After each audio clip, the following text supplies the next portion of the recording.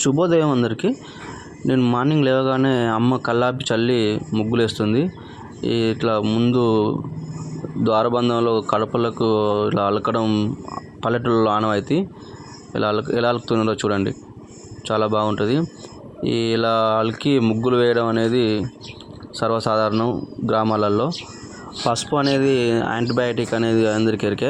కుంకుమను కూడా వాడుతున్నారు, శుద్ధ అంటే అలా కాల్షియం ఉంటుంది. మనం బయట నుండి ఎక్కడైనా కానీ మనం క్రిములు కాళ్ళతోటి వస్తే ఇవి లోపలికి రాకుండా అడ్డుకోవడానికి మనకు ద్వారబంధాలలో ఇవన్నీ చేయడం పురాతన కాలం నుండి ఆనవాయితీ అండి.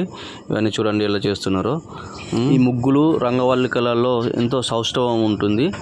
ఈ ముగ్గులు రంగవల్లికలు వేయడం అనేది నరదృష్టిని, దుష్టశక్తులను ఇంట్లోకి రాకుండా కాపాడడానికి పురాతన కాలం నుండి ఎంతో ఉపయోగపడుతుంది. ఇది చూడండి, పసుపు కుంకుమ పెడుతున్నారు. ఇవి అనేది మనకు ఇప్పుడు సైంటిఫిక్ చూస్తే యాంటీబయాటిక్, ఆరోగ్యానికి ఎంతో మంచి కాబట్టి ఇవి ఎంతో చాలా గ్రామాల్లో అయినా కానీ ఎక్కడైనా కానీ విరివిరిగా వాడడం ఆనవాయితీగా వస్తుంది. చాలా మంచిదండి ఇదన్నీ. ఈ సాంప్రదాయాలు అనేది ఎంతో మంచి మనకు.